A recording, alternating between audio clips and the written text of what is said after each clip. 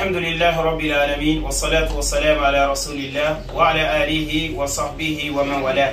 ولي الله تيجا نصلى النبي كما صلى الله عليه وسلم. ولي الله نيجا الله كانوا كل لجنا لسنة خالصا لوجهه. الله كانوا بيرندنا النبي سنة كما الله كانوا كرنا كما. الله كمو أوفاي جوارا إلينكي باونا سو جوارانك. ويمني جوارانك الحمد لله. دينك كابين يندو سكوفو كندو. koya gede Salman al-Farisi alo Bilal al-Habashi alo Ali al-Qurashi ni sukofu ni sunya dambi bane kenya fagede o sukofu yere ori ziyaranya me ziyara ke sababu gore o ukti nyani o gogone nyani kingeni aywa Khadija o ma Khadija tawara lemini ana lo khanuti Allah o gna dinan kibarisu ay taqe kappe yo maga ya alhamdulillah ori khanu o maga sage o gemerani kore ngori o fageri aywa kore nyay kundu Ofaga Abubakar Dukure aga France aywa akore alhamdulillah ode tuwana horolo munya ne meni barakere alhamdulillah Omar nyagare begaire Dukure ala Suleiman Dukure remenyan nkunta nyagali ode kutuwana hororo munga meni bara kebe fayere Aisha Dukure o garamogo fode brim Dukure remenyani ago maga Francia alhamdulillah kesuni khairi nyande o ko fere Allah ganne gollu kuragara o go ngere الحسن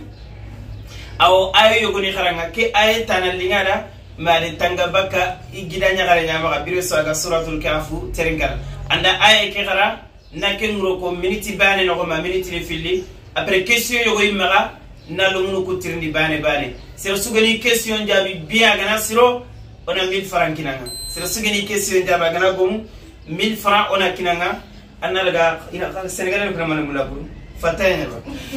أنا قا فتاة الحسن المال والبنون آخر ورم أكو سيران قد نموت كم سنة أنت كسبت والبنون زينة الحياة الدنيا والباقيات الصالحات خير عند ربك ثوابا وخير أملا الله أكبر الله أكبر أي خورين يعني كي أفجر الدنيا كمودا الله تعالى المال نابوري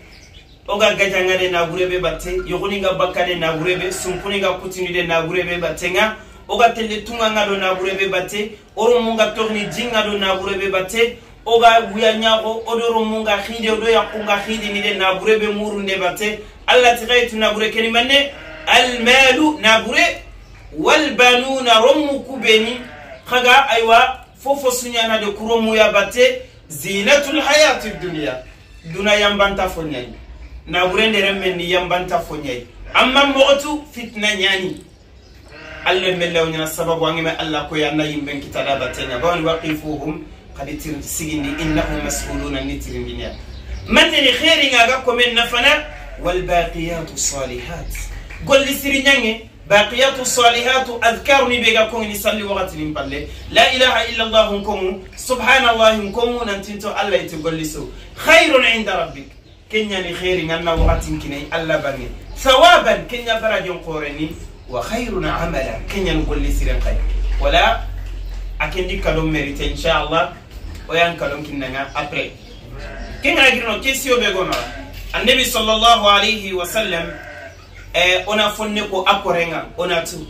والله هنا كان نبي تو إنه ترنا النبي عليه السلام يوم القيامة والله ما خلق الإله ولا برا بشرا يرى كمحمد بين الورى عليه أفضل الصلاة وأتم التسليم ألا النبي متى قديجة أنا ركيسون جو باتانكين قديجة النبي عليه السلام أنا لن يكون كتاب من ستقول نمباتي ألا النبي لن يكون كومودا النبي لن يكون قاسم إبراهيم عبد الله كوسطقول نمباتي إبراهيم نمباتي ألا النبي من نمباتي توانون تنتجي موابكا نعم إبراهيم فاتا تقول نيني أرى النبي نمباتي أنت ديموا بكر إبراهيم كان القاسم إن النبي مخلي كان يغاتني أبو القاسم عليه الصلاة والسلام بارك الله فيك خديجة الكتاب أنك لنكين وناري فلدرم لنيا غير الشيخ اللي عائشة سيدة عائشة النبي عليه السلام لنيا غير من يامرا زينب فاطمة أم كلثوم رقية ما شاء الله زينب رقية كلثوم فاطمة Zainab aken kinani Abul As ibn Rabi' aken kinani Kenyai Zainab yugo begeni halata kenni Khadija sunne saqifa be ano Zainab yegi ma tunere menye Khadija ko ko ne gare saqifa be Zainab yegi Kenya Zainab an tampina jarabi na kota nebiro muso me kota mo gari se fekada ay soaren kamma na'am asude hijra nebiri nandaga abani antori faren ko renga makka ga tampien no nga aga leseme no Zainab Ruqiya Kulsum sar tabbat ya daga yankana adini ide tammal laga Abdullah biro munyada Utba da Utayba me tabbat ya da bilah bige yanka idi wara dimma be Usmani ra da Ruqiya yaki Usmani ge da Ruqiya yaki Badri gaja nyen kota Ruqiya Fati Usmani me daga gaja atoria na yaqini mesela gaure agi Fati annabi da Kulsum mutale kine na'am Fatima annabi alayhi salam al-algiri alifaba ya maga khura maga Abu Talib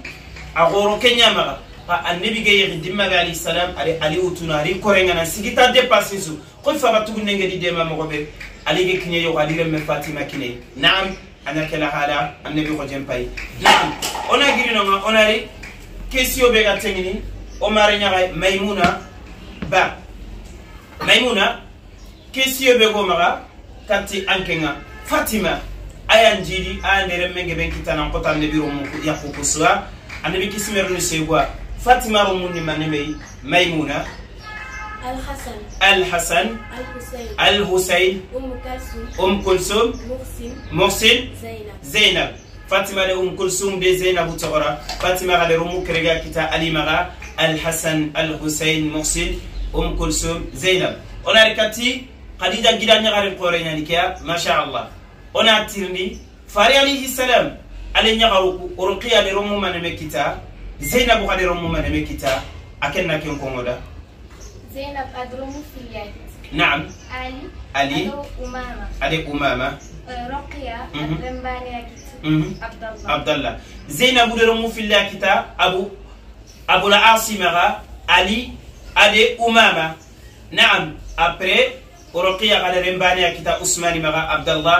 كن قطب النمباتي نعم وناري كونغنين كان تنجيغورا ما شاء الله بكا كونغنيا كلثوم أدي رمي كتابا ما مرمي كتاب أمرم مكتا لو أنقذ أنكروا مريته أنا لقرني على سليمانو أيوة رمى كنجني أيوة أو أخي غريب ذكره نعم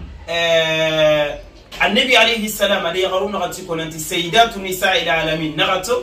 الله يكون ولا آسيا مريم خديجة